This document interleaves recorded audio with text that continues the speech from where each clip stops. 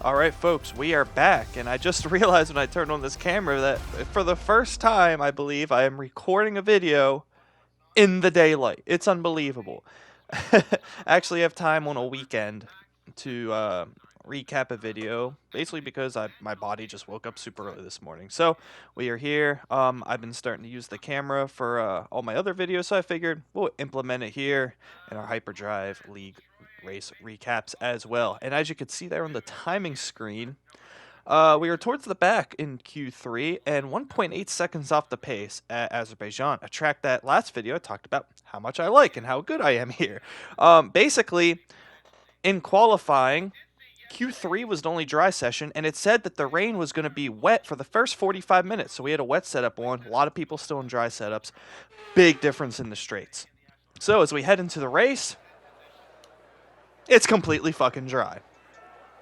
And this has now been an issue only in my Hyperdrive League races, now 3 times now, where it says one thing, and then it's the complete fucking opposite in the race. And it's so frustrating because on the weather report, it looked like it's without a doubt going to be wet. Q1 was full wet, Q2 was inters, Q3 was dry, and it says it's going to be heavy wet for the beginning of the race, maybe transition into light rain, and then maybe the rain will stop right at the end of the race. But here we are. Not a hint of rain to be found. So we are basically fucked. You know, the race hasn't even started yet, and we are already lost. Our setup is way slower. I'm trying to adjust things like tire pressure so they don't overheat, take some front wing off, and I barely even have time to get my setup and my fuel set. You know, 2 seconds left, and I'm just cranking down because I actually wanted to underfuel. I actually wanted to take away a quarter of a lap of fuel more than that, so that'll be right there if it's green the whole way. About 2.5 tenths we lose over the course of the whole race. Not a huge deal, but still, every millisecond counts in league racing. And this is just something that's been so frustrating, and I don't understand why it always happens only in the Hyperdrive lobbies, that we get one thing, the game telling us for the race, in qualifying, and then we get something completely different in the race. Because in the past it hasn't got the best of us, but it's gotten the best of other drivers. Now looks like it's our turn, but nonetheless, we're not going to give up. We're starting P5 actually after I believe after a couple of penalties. So that's not all that bad on the setup that we're at. So we'll just be looking to see what we can do in the race. And as we are approaching the grid, something else that I don't like about this year's game is that there's just certain parts of the heads-up display that you can't customize. Like for example, in the bottom left has how far it is to my grid spot. I want to turn that off. I don't need to see the number, but it's just locked on now. Same thing with pit strategy. You can't make that not pop up, so that's irritating. So just another thing with the game that's frustrating me right now. And when I pull up to the grid, you'll see here, I just have no audio. So I have to quickly try to fix that by pausing, unpausing. Luckily it works. I don't even get my revs up enough. And we're launching, same strategy as usual. Hards to medium, same reason as in the other videos. We're going to lose a spot here off the start. And yeah, it's just so frustrating the way this race has started, where so many things have fucked us already at no fault of our own. And we weren't even 1 quarter into the race. So we're down to P6, frustrating. We know we're going to have our backs against the wall on this shitty setup for dry conditions. But, you know, if it was wet, we'd be looking really, really good. But nonetheless, it's not. We're going to slide in here in P6. And, you know, just hope for the best. Do what we always do. Go as fast as we can go. Let others make mistakes around us. And, you know, pick off the free positions when we get them. Cars ahead going side by side. My new teammate, because my other teammate just dropped out, because that's something a lot of people like to do. I thought I had an opportunity to get to the inside of him here. I'm going to poke in there, but we're going to respect the space on the outside. He's significantly alongside. Give him the car's width, and yeah, he's going to stay ahead from now. I think I saw that he was on the medium tires, so he's definitely going to be faster than us at the beginning. So if I can stay within his slipstream, especially on the setup I'm on, I'm going to really need slipstream and DRS to help tow me along, because I will have a little bit of advantage, at least in the corners. But as you see, he is still pretty immediately pulling away from me on the straights, which is really frustrating. And something else that's really frustrating is about to happen right here. Yeah. We spin it into, and I was shocked when this happened. I was like, yeah, what what the fuck, you know, I've done so many laps on this track and I've never spun it on that curb. What the hell just happened? And I was thinking about it, and then after the race, when I looked back at it, I realized that what happened was on my wet setup, the ride height's different. And on the wet setup, like on wet racing, you don't run those tall curves. Like on the outside of that corner, you don't touch that curb on a wet setup, so it doesn't matter that your car's a little lower. But now that we're in the dry and I took the curb, because I'm on my wet setup, my ride height's too low, so I didn't think I can't mount that curb. I mounted the curb, bottomed out on the curb, and spun out. So yeah, it's just, that's a deep level of thinking to be able to catch that, be like, oh hey, my ride height's going to be a little bit lower, so that one specific curb I can't take. I didn't catch that little detail, and you can see how much the little details count in league racing. Something little like that, and we spun into the wall.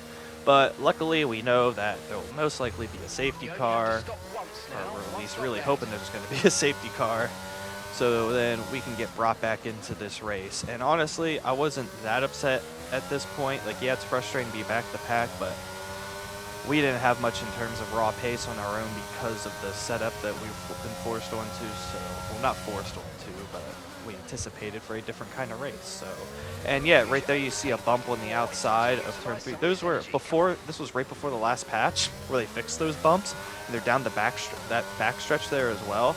You don't want to hit those. You know, you can have a really bad time if you hit those. So yeah, you gotta look out for those. But luckily they fixed them in the last patch. So it seems like everything they fix on the track happens right after I race the track. But it is what it is, and hopefully we will get a safety car to bring us back into this race. And judging from the fact that I'm not showing you the end of the race right here, you can probably assume that we're going to get about now a safety car. Yes, well, a virtual safety car. Oh, but now it's a full safety car, you know. I was thinking, oh, if it's a full safety car, you know, maybe we'll hop in the pits. Oh, it's a virtual, stay out. And then, of course, race it past the pits, flash is full. A little bit inconvenient, but in hindsight, I wasn't actually going to pit there anyhow. You know, I'm going to rock these mediums very far into the race and then end on a set of softs. That's going to be my strategy here. Hopefully there's another late safety car, because if we can have fresh softs, you know, not have to pit under green, you know, maybe, just maybe, we could still be on for a good result here. As we fast forward through the safety car, it'll be coming in at the end of lap 5, so starting lap 6. We actually got by one car that had a little bit of an incident in pit.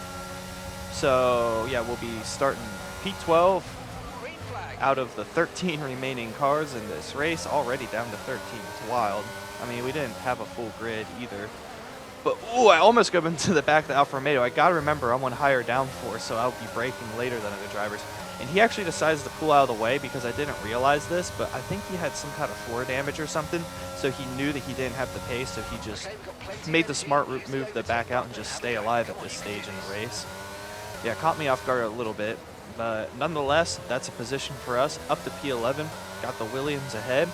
And yeah, right now, I don't know where I sit in this race. I don't know, because of the setup differences and stuff, and, you know, the tires, you know, there's so many variables, you know. Where do I sit in terms of raw pace? Am I at the back, the middle, the front? Who fucking knows? So we just, as always, do the best that we can do, and we'll figure out soon enough where we slot in. But up front, I see that we're having a big concertina effect in the field here. You know, everyone's getting bunched up together. So I'm thinking that ahead, either A, someone doesn't have the pace, or B, someone has damage, or maybe a little bit of both. They don't have the pace because they got damage. So I'm still optimistic at this point, but at the same time, still staying patient, waiting for my opportunity. And yes, we're only a couple corners in advance here. I was going to skip ahead a little bit further, but I realized, wait, I need to show the difference here that you see in the setup. I'm in the slipstream here of the Williams, and you will see, even though I am on the button right now, oh, I don't use too much ERS, but look at the difference in the straight line speed. It is unbelievable, and this is what I had to deal with every lap. It was so unbelievably frustrating, to say the least. And now as we advance through the corners in the castle section, earlier in the lap, someone outbroke themselves, went into the runoff area. We got another free position. I think they also had damage as well, so it was kind of them getting out of the way. But you can see through the corners, I'm just basically getting held up. And then on the straight, he just pulls away from me. But overall, I am still getting slightly held up throughout the lap, because while he does have the straight line speed on me here, I feel like overall, because he's on the hards, still have a little bit better pace. You know, I just get the most of it at the end of Sector 1 and in Sector 2, whereas he gets it all on me in Sector 3. So I'm hoping that when the DRS gets activated next lap, I can hopefully either make a move in the corner or get enough of a run to be close enough. You know, it's really hard to overtake when you're getting out straight line this much, but we'll be looking to make it happen nonetheless. And now we pull forward. We are on lap 9. You can just see we are getting held up in the field. The cars are so grouped up here in the middle of the pack. And I'm really hoping that I have an opportunity for an overtake. He defends really well into that corner, honestly. Great defensive move. But we get a much better run with the higher downforce and medium tires compared to the hards. We're going to launch it down the inside. We're there. We're able to make it stick with respect to move on the space of his on the outside. And we get the move done up into P9. And I feel like we can still move forward a little bit, you know, even with this setup. I feel like we're faster than some of the drivers in front. We're on hards, we're on mediums. You know, I am not giving up yet in this one, folks. And now we got another Alfa Romeo right ahead of us. It looks like he's also struggling just a little bit, so maybe, just maybe, we can still actually make a really good result out of this race yet. But with that said, you'll see here again the difference in the straight line speed. Still, it's extremely frustrating, even watching it back. But at least now we have the DRS to help pull us maybe a little bit closer to him than we would be without it. Be as close as possible, maybe make a move somewhere in Sector 1 and 2. But unfortunately for us, he pits. So that's going to be our slipstream gone. The Williams is going to try to come back at us. We're going to be able to easily outbrake him on the outside, get the better traction on the medium tires. We see a group of 3 cars ahead. I worked really hard to get this past this Williams, and yeah. Oh, that's so frustrating to watch back. Every time I feel like we make a step forward, it's 3 steps back. And now this Ferrari is going to be able to pass us back. No, he backs out of it. He might have damage or something. But yeah, I worked my ass off to get around this Williams that I know I'm faster than. And now he's right back past us, no fault of our own, because a stupid fucking wreck happened right in front of us. And while I was driving, I was thinking, unfucking believable, you know. I just can't catch a break in this race. 1 step back, forward, 2 steps back. And now I got both Williams right in front of me. So, I guess the pro here is I still gained a place out of this because the Alfa Romeo pit, so we are in P8. And I know that maybe I can get by one of these Williams, if not both. And a mistake there by the one Williams, we think we're going to be able to get by, but just look at the difference in the straight line speed. It is frustrating. We got to respect the space. And yeah, even though I'll be able to get ahead right here, he's just absolutely going to eat us for breakfast. Well, in the straight, I don't even know if I use much ERS. I probably thought here, you know, I got a much better traction out of it. Maybe I can get enough of a head start down the straight, but as you will see, it will be far from enough to keep him behind me. So again, we're right back to square one, fighting a Williams again. But hopefully with him on the hard tires, he'll eventually pit, and we'll be able to get some kind of an overcut going or something when we eventually go to the softs. But yeah, we'll see. In the moment, I wasn't thinking about that at all. I was just thinking, damn, I gotta get around this guy again. And I'm right behind him here. We got the DRS. I think we might be able to actually get the move done here. But even though he's out of ERS, I'm using ERS and have DRS. He's still that much faster down the straight than me that I gave him full alongside.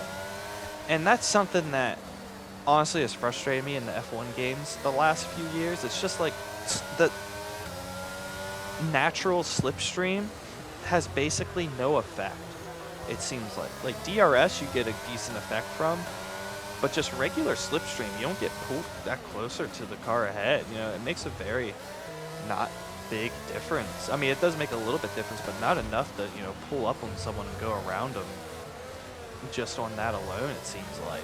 I mean, at least these cars are easier to follow. But yeah, it's just always seemed like that natural slipstream hasn't been strong enough, it seems like. You know, how many league races do you watch where everyone's within 2 or 3 tenths of each other, but then no one passes anyone down the straight without DRS? You know, it just happens all the time. And I really feel like it would help make things a lot better if, you know, I'm okay with even dirty air being a little bit worse. more realistic in the game, if it means that we get more of a toe down the front stretch. Because at the end of the day, I'm all for the immersion, the realism. And I actually think adding the realism to the dirty air, but also the slipstream would actually make the racing, a lot better, honestly. Because it's not like you're getting that many overtakes done in the corners anyhow. And then with the less slipstream, you're not like this. I'm right behind him, and I got nothing to gain even with DRS. I understand he's running less downforce than me, but with the slipstream and DRS, when he doesn't have DRS, there's no way I shouldn't be able to pull up alongside him. It's not like I'm running 50-50 wings or some shit. I'm only running 10 on the front wing. And regardless of when I'm running on the rear wing, my wing was open. It is frustrating. But then again, I knew about this going into the game. It's not like it's something that caught me off and now I'm complaining about it because it's affecting me. It's just something in general that I would like to see in the game. We are able to finally get the move done. We are right up his butt the whole time. But yeah, used way more resources than I was hoping I would have to. And when I see these clouds come, I'm thinking, what would be awesome? Some rain. But our engineer says, nope, ain't gonna fucking rain today, buddy. As we advance a little bit further ahead now, we are on lap 13, about the halfway point of the race. And we're right behind the next Williams. We've been catching up to him. Pit stops have been happening for the hard tire runners, I believe. So we are gaining spots right now, but it might be temporary. The Williams gets loose coming out of the castle section, and this will be another move that we can make done. This puts us up in the P4 on the track right now. So any kind of a safety car would actually be huge for us right now, honestly. But now that I think about it, it wouldn't be, because we are not in a window to go to softs yet. And we're on mediums. We don't have a second set of mediums. The safety car does come out. So, yeah, that's frustrating because now my only option is to go back to slightly used cars. Oh my god, that fucked me. So, yeah, once again, one step forward, 2 steps back. We're gaining places on track, but now we got to be on worse tires for the rest of the race. And this whole day has been so frustrating. Everything from the weather being incorrect, which caused us to get fucked on the setup, to getting held up by incidents after making overtakes, to a poorly timed safety car. It's just races like this, it's so frustrating because it seems like when something goes wrong for me in league racing, it's not one little thing, it's the entire fucking race from beginning to end. It just kind of doesn't even give you a chance. But hey, like I say, we ain't giving up just yet. We're still in P7 coming out of the pits, and there could still be mistakes yet. We can still move forward in this race. And as we, quote, prepare to resume racing, as the FIA says up top, we get not a great launch. Obviously, straight line advantage for the cars behind. Looks like we're going to go 3 wide into turn 1. Luckily, we have more downforce, so we can brake later. Great move on the outside by the Ferrari there. We have a little bit of a better traction, but he is burning the meter immediately. We go side by side with the Williams. We give him plenty of space. We're on the racing line. What the fuck is this guy doing? He just clips our rear tire. I don't even know what to say. So many people have debated about this and tried to give me 100 reasons as how somehow that's my fault. But plain and simple, I'm the whole way ahead.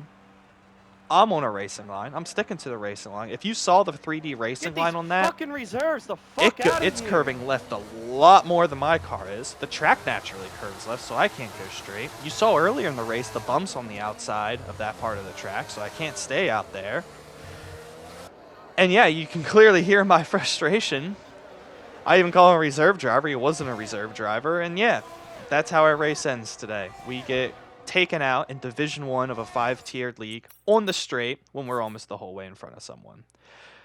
So yeah, extremely frustrating. That's how this one ends. It is what it is. We'll get him in the next one.